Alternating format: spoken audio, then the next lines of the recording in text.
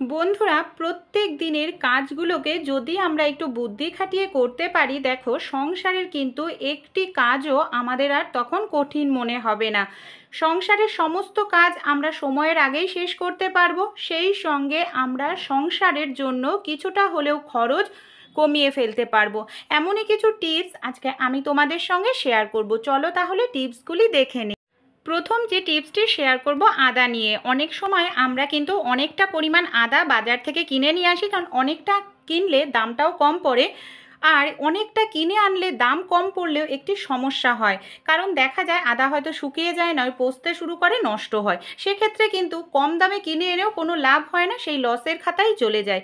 তাই কিভাবে অনেকটা আদা আমরা যদি নিয়ে আসি সংরক্ষণ করে রাখবো, কারণ আদার কিন্তু অনেকটাই দাম বেশি।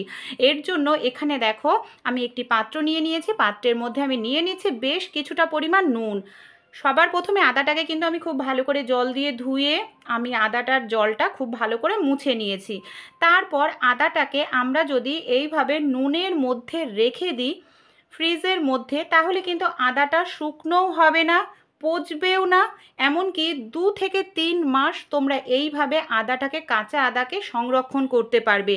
আর যখন প্রয়োজন, যতটুকু প্রয়োজন ততটুকু তোমরা কাটবে, কেটে ব্যবহার করবে, আবার এইভাবেই রেখে দেবে। যেহেতু আদাটা পরিষ্কার করে ধুয়ে নিয়েছি, তাই নুনটাও কিন্তু নষ্ট করার কোনো প্রয়োজন নেই। আদা শেষ হয়ে গেলে নুনটাকে আবার তোমরা রান্নায় ইউজ করে নিতে পারো। চলো পরের টিপসটি আমরা দেখে নিই। লাউ খাওয়া আমাদের স্বাস্থ্যের জন্য খুবই ভালো। গরমকালে কম বেশি আমরা প্রত্যেকেই লাউ খাই, কিন্তু লাউ যখন রান্না করি লাউয়ের যে খোসাটা আছে অনেকেই আমরা কিন্তু ফেলে দিই। তাই খোসাটার মধ্যেও কিন্তু বেশ কিছু উপকারিতা গুণ আছে, ফেলে না দিয়ে এই লাউয়ের খোসাটাকেও ব্যবহার করতে পারি। খোসাটাকে আমি ভালো করে ধুয়ে নিয়ে ঝিরিঝিরি করে কেটে নেব। সঙ্গে এখানে আমি কেটে নিয়েছি কিছুটা পরিমাণ আলু আর কিছুটা পরিমাণ বেগুন। এবার তাহলে কি করব চলুন দেখে নিই। এখানে আমি একটি কড়াইতে সামান্য পরিমাণ তেল দিয়ে দিয়েছি, তেলে দিয়ে দিলাম কিছুটা কালো জিরে আর একটি শুকনো লঙ্কা ফোড়ন। তারপর আলু বেগুনটা দিয়ে আমি যে লাউয়ের খোসাটা কেটে রেখেছিলাম সেটা দিয়ে দিলাম, পরিমাণ মতো নুন হলুদ দিয়ে এটাকে আমরা একটু ভাজা ভাজা করে নেব। এই লাউয়ের খোসা যদি এইভাবে আপনারা চচ্চড়ির মতো করে রান্না করে খান বা ভাজা ভাজা করুন, দেখবেন খেতেও যেমন অসাধারণ লাগে ভাতের সঙ্গে রুটির সঙ্গে, সেরকম কিন্তু জিনিসটাও আপনারা ব্যবহার হয়ে যাচ্ছে, একটি তরকারি হয়ে যাচ্ছে। তাই ফেলে না দিয়ে এইভাবে খেয়ে দেখবেন, খেতেও ভালো লাগে আর জিনিসটাও আপনাদের কাজে লেগে যাবে। পরবর্তী টিপসটি তাহলে চলুন দেখে নিই। আমরা এই ধরনের ফোনগুলো ব্যবহার করি, দামি দামি স্মার্টফোনগুলো, অনেক সময় দেখা যায় আমরা ঠিকমতো যত্ন না নেওয়ার কারণে কিন্তু ফোনগুলোর সামনের অংশটা নষ্ট হয়ে যায়, নানা রকম দাগছোপ পড়ে যায়। তাই আমরা যদি মাঝে মাঝে একটুখানি পারফিউম এইভাবে 1-2 বার একটু স্প্রে করে দিই, তারপর একটু তুলো দিয়ে মুছে নিই, তাহলে কিন্তু যে নোংরা লাগে হাতের থাকুক বা যে কোনো কারণেই নোংরাটা খুব সহজে উঠে যাবে, আর আমাদের সামনের স্কিনে কিন্তু কোনো রকম দাগছোপ পড়বে না। এইভাবে কিন্তু আপনারা অবশ্যই একটুখানি ফোনটা ব্যবহার করে দেখবেন, এতে কিন্তু আপনাদের ফোন সহজে নষ্ট হবে না, সামনের অংশটা কোনো রকম দাগছোপও পড়বে না। চলুন পরের টিপসটি দেখে নিই। আমি নিয়ে নিয়েছি নেল কাটার দিয়ে আমরা কম বেশি প্রত্যেকেই নখ কেটে থাকি। অনেক সময় দেখা যায় নেল কাটার দিয়ে নখ কাটলে নখগুলো ছিটকে যায় এদিক ওদিকে, আর আমাদের বাড়িঘর নোংরা হয়, আবার পরিষ্কার করতে লাগে। তাই এইভাবে নখ না কেটে, আমাদের বাড়িতে তো এই ধরনের পলিথিন প্রচুর আসে, পলিথিনের মধ্যেই যদি নখটাকে রেখে তারপর আমরা নেল কাটার দিয়ে কাটি, তাহলে কি হবে, নখটা কিন্তু আমাদের এদিক ওদিক ছিটকে চলে যাবে না, পলিথিনের মধ্যেই থাকবে। আলাদা করে সময় বের করে আমাদের আর পরিষ্কার করতে লাগবে না। যখন নখ কাটা হয়ে যাবে, নখগুলো যেহেতু ভেতরে রয়েছে, দেখো আমি তোমাদের দেখাচ্ছি, এদিক ওদিক কিন্তু কোথাও ছিটকে যায়নি। এই দেখো কতগুলো নখ। এবার এই নখগুলোকেই পলিথিনের মধ্যেই আমরা ঢেলে দেব, তারপর গিট দিয়ে এটাকে ডাস্টবিনে ফেলে দেব। এই কাজটি কিন্তু খুবই সহজ, আর এইভাবে করলে এখানে ওখানে নখও পড়ে থাকার সম্ভাবনা থাকবে না। চলুন তাহলে পরের টিপসটি আমরা দেখে নিই। এখানে আমি নিয়ে নিয়েছি রসুন। রসুন কম বেশি আমাদের খোসা ছাড়াতে গেলে তো সমস্যার মধ্যে পড়তে হয়। অনেক সময় দেখা যায় আমরা নানা রকম রান্নায় কিন্তু রসুন ব্যবহার করে থাকি একেবারে ঝিরিঝিরি করে কেটে। তা আজকে আমি আপনাদের সঙ্গে শেয়ার করছি একেবারে ঝিরিঝিরি করে কিভাবে রসুনটা আমরা কেটে নিতে পারবো। এখানে রসুনের খোসা আমি ছাড়িয়ে নিয়েছি। এরপর দেখুন আমি ছুরি দিয়ে এইভাবে রসুনটাকে রেখে হালকা একটু চাপ দিয়ে নেব। এইভাবে একটু চাপ দিয়ে নিলে খুব সহজেই রসুনটা কিন্তু মাঝখান থেকে ফেটে যায়। এবার আমরা এইভাবে ঝিরিঝিরি করে কাটলে যে কোনো রান্না ইউজ করতে পারি। অনেক সময় স্যুপের মধ্যে আমরা ঝিরিঝিরি করে রসুন কেটে দিই, কিংবা মাঞ্চুরিয়ান করি, চিলি চিকেন করে থাকি, সেক্ষেত্রেও কিন্তু এইভাবে খুব সহজেই আপনারা ঝিরিঝিরি করে রসুনগুলোকে কেটে দিতে পারবেন। আশা করছি টিপসটি আপনাদের কাজে লাগবে, অবশ্যই অ্যাপ্লাই করে দেখবেন। দেখুন কতটা ঝিরিঝিরি করে আমি রসুনগুলোকে কেটে নিয়েছি। পরের টিপসটি তাহলে দেখে নিই। গরম পড়তে না পড়তেই মশার উৎপাত কিন্তু ভীষণ বেড়ে যায়। আমরা অনেকেই কিন্তু এই ধরনের মশা মারার কয়েলগুলো ধরিয়ে থাকি, কিন্তু অনেক সময় দেখা যায় মশা মারার কয়েলের স্ট্যান্ডটা হয়তো হারিয়ে যায়। আমরা এই ধরনের ভাঙা কাপের ওপর মশা মারার কয়েলটা ধরাই, কিন্তু কিছু সময় জ্বলার পর নিভে যায়। সেক্ষেত্রে মশার উৎপাত আবার বেড়ে যায় রাতের বেলায়। তাই আমাদের বাড়িতে যদি এরকম একটি পুরনো কাঁটা চামচ থাকে, যেটা জং ধরে গেছে, আমরা কোনো কাজে ব্যবহার করি না, এইভাবে কাঁটা চামচের যে কাঁটাগুলো আছে না, সেই কাঁটাগুলোকেই দেখুন এইভাবে মর্টিনটা দিয়ে, মর্টিন বা যে কোনো মশা মারার কয়েল এইভাবে দিয়ে খুব সহজেই স্ট্যান্ড হিসাবে আমরা কিন্তু কাজে লাগাতে পারি। দেখতে পাচ্ছেন কত সহজেই। তাছাড়া যাদের বাড়িতে এই ধরনের চামচ থাকে না, তারা তাহলে কি করবেন, কিন্তু নেল কাটার কম বেশি কিন্তু আমাদের প্রত্যেকের বাড়িতেই কিন্তু থাকে। এই ধরনের নেল কাটার নখ কাটার জন্য ব্যবহার করি। নেল কাটারের যেই ভেতরের অংশটা রয়েছে, এটাকেই কিন্তু আমরা স্ট্যান্ড হিসাবে ব্যবহার করতে পারি। আর যেহেতু নেল কাটার লোহার হয়, আগুনে পুড়ে যাওয়ারও সম্ভাবনা নেই। এবার নেল কাটারের যেই অংশটাকে তুলে নিয়েছি, এবার এর মধ্যে আমি এইভাবে মশা মারার কয়েলটাকে সেট করে নিচ্ছি। দেখুন তাহলেই কিন্তু কোনো রকম স্ট্যান্ড লাগছে না, কত সহজেই আমরা কিন্তু এই কয়েলটাকে ধরিয়ে নিতে পারছি।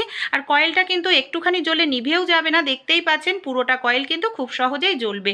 যে কোনো একটা তো আপনারা ইউজ করতেই পারেন। চলুন পরের টিপসটি দেখে নিই। আমাদের বাড়িতে যে এই ধরনের পেন থাকে, অনেক সময় পেনের কালি শেষ হয়ে যায়, ঢাকনা সমেত পেনটাকে আমরা ফেলে দিই, কিন্তু এই পেনের ঢাকনাগুলো আমরা অনেক কাজে ইউজ করতে পারি। চলুন কী কাজে ইউজ করব দেখে নিই। এখানে দেখুন আমি নিয়ে নেব দুটো পেনের ঢাকনা, আর কিছুটা নিয়ে নিচ্ছি দুটো ডবল টেপের সেলু টেপ। এবার কি করব, পেনের ঢাকনার পেছন দিকটা এইভাবে ডবল টেপের সেলু টেপটা লাগিয়ে নিচ্ছি দুটোর মধ্যে। এটাকে আমরা তাহলে কিভাবে কাজে ইউজ করব চলুন দেখে নিই। এটাকে আমরা আমাদের ঘরের দেয়ালে যে কোনো জায়গায় নিজেদের সুবিধা মতো এইভাবে সেট করে নেব। তারপর আমাদের বাড়িতে যে চাবিগুলো থাকে না, সেই চাবিগুলোকে এর মধ্যে আমরা খুব সহজেই কিন্তু ঢুকিয়ে রাখতে পারবো। দেখুন কতটা সুন্দরও লাগছে। এর তো আপনারা চাইলে আরও দুটো তিনটে এইভাবে লম্বা বরাবর রেখে তার মধ্যে চাবি, এমনকি অনেক সময় পেন আমরা খুঁজে পাই না দরকার, এইভাবে পেনও রেখে দিতে পারেন। টিপসটি ভালো লাগলে অ্যাপ্লাই করবেন। চলুন পরের টিপসটি দেখে নিই। আমি এখানে নিয়ে নিয়েছি একটি নাইটি, একেবারেই নতুন নাইটি। অনেক সময় হয় বাজার থেকে যখন আমরা এই ধরনের কালারের জামা কাপড় কিনে নিয়ে আসি, প্রচুর পরিমাণে রং উঠতে থাকে, রং উঠতে উঠতে একেবারে ফ্যাকাশে হয়ে যায়। জিনিসটা ভালো থাকে, কিন্তু রং ফ্যাকাশে হয়ে যাওয়ার কারণে পরাই যায় না। তাই এই ধরনের নাইটিই হোক বা যে কোনো জামা কাপড় যখন একেবারে নতুন কিনে আনবেন, তখন পরার আগে যে কাজটি করতে হবে চলুন দেখে নিই। এখানে দেখুন আমি নিয়ে নেব একটি পাত্রর মধ্যে নিয়ে নিয়েছি বেশ কিছুটা জল। এই জলের মধ্যে আমি দিয়ে দিচ্ছি 2 চামচ পরিমাণ নুন। এখানে আমি একটি নাইটির জন্য কিন্তু এতটা ব্যবহার করছি, যদি বেশি জামা কাপড় হয় তাহলে নুনের পরিমাণটা একটু বাড়িয়ে দেবেন। খুব ভালো করে জলের সঙ্গে নুনটাকে দেখুন মিশিয়ে নিতে হবে। তারপর যেহেতু আমার এখানে নাইটিটা লাল কালার রয়েছে, তাই এটার তো রং উঠবেই। তাই আমরা এই নুন জলের মধ্যে যদি নতুন এই ধরনের জামা কাপড় ভিজিয়ে রাখতে পারি সারা রাতের জন্য, তাহলে তো খুব ভালো হয়। নুনের কারণে কিন্তু জামা কাপড়ের মধ্যে যে রঙটা থাকে সেই রঙটা গাঢ় হয়ে যায়, রঙটা কিন্তু আর ওঠে না। এবার দেখুন আমি যেহেতু ভিডিও করছি, তাই এখানে আপনাদের 1 ঘন্টা আমি দেখাবো। 1 ঘন্টাতেও কিন্তু জামার যে রঙটা রয়েছে নাইটিটা, সেই রঙটা কিন্তু একেবারে গাঢ় হয়ে যাবে আর সহজে উঠবে না। 1 ঘন্টা পর আমি ফিরে এসেছি। এবার আমি আপনাদের দেখাচ্ছি। দেখুন নুন দিয়ে আমি এই নাইটিটাকে তো 1 ঘন্টার জন্য ভিজিয়ে রেখেছিলাম। 1 ঘন্টা ভিজিয়ে রাখাতেও কিন্তু দেখুন আমার সামান্য একটু পরিমাণ হয়তো এর থেকে রঙটা বেরিয়েছে। এই যেটুখানি বেরিয়েছে এই কিন্তু আর কিন্তু কোনো রকম রং বের হবে না। তাই আপনারাও যখনই নতুন কোনো জামা কাপড় যে রং ওঠার সম্ভাবনা রয়েছে, অবশ্যই নুনের মধ্যে ভিজিয়ে রাখবেন। দেখবেন সেই সব জামা কাপড়ের রং হবে গাঢ়, আর কখনোই রং কিন্তু একটু উঠবে না। আশা করছি টিপসটি কাজে লাগবে। চলুন পরের টিপসটি দেখে নিই। ভাত তো আমরা প্রত্যেকেই খেয়ে থাকি, কিন্তু অনেক সময় ভাত রান্না করার সময় যে ভুলটা আমরা করে থাকি, এইভাবে কি করি, ভাতের হাঁড়ির ঢাকনাটা আমরা ঢেকে দিই, গ্যাসের ফ্লেমটাকে হাই করে দিই। এতে কি হয়, গ্যাসটা তো আমাদের অপচয় হচ্ছেই, কারণ সাইডের অংশ থেকে অনেকটা গ্যাসও আমাদের নষ্ট হচ্ছে।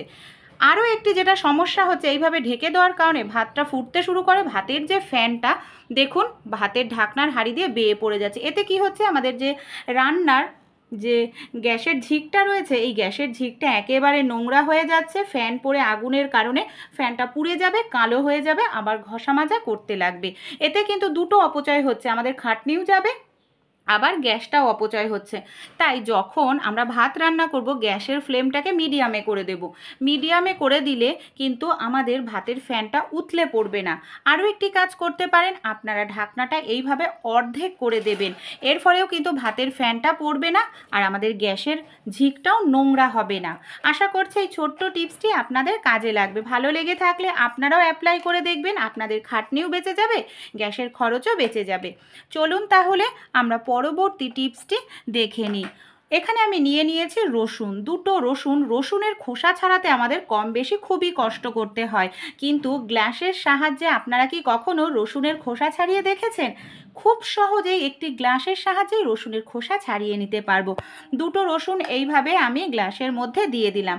ভাত যখন আমরা রান্না করি, ভাতের ফ্যান গালার পর ভাতটা কিন্তু বেশ কিছুক্ষণ গরম থাকে। এখানে আমি ভাত দেখাচ্ছি, আপনাদের কাছে যদি ডাল করেন, প্রেশার কুকারে ডাল সেদ্ধ করেন, ডালটা যখন সিটি উঠে যাবে তারপরেও কিন্তু প্রেশার কুকারের ডালটা অনেকক্ষণ গরম থাকে।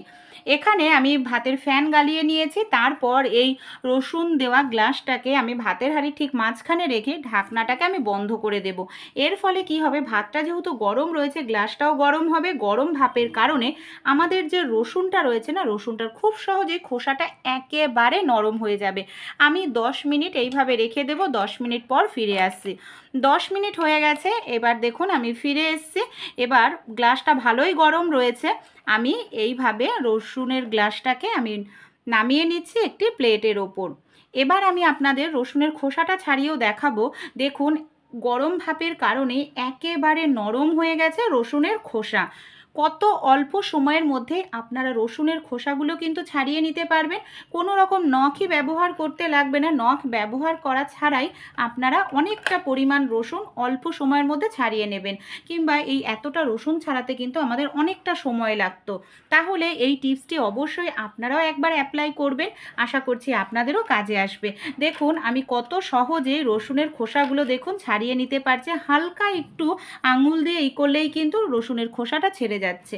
আর আপনারা যদি ভাবেন যে এইভাবে রসুন কোনো রান্না করলে হয়তো কোনো তরকারি খেতে ভালো লাগবে না, তা নয়, টেস্ট কিন্তু একই থাকবে। শুধু সুবিধা কি হবে, অল্প সময়ের মধ্যে রসুনের খোসাটা আমরা ছাড়িয়ে নিতে পারবো। তাহলে বন্ধুরা এই টিপসগুলো আপনাদের কীরকম লাগলো অবশ্যই কমেন্ট করে জানাবেন। যদি একটু ভালো লেগে থাকে একটি লাইক করবেন, আপনাদের বন্ধুবান্ধবদের সঙ্গে শেয়ার করবেন। আমার চ্যানেলে নতুন বন্ধু হলে সাবস্ক্রাইব